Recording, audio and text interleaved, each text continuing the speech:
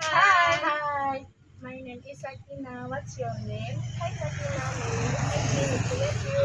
Hello, I am Putri. Are you there? Yes, I just moved here last week. That's great. Where are you from? I'm from Pagarabu.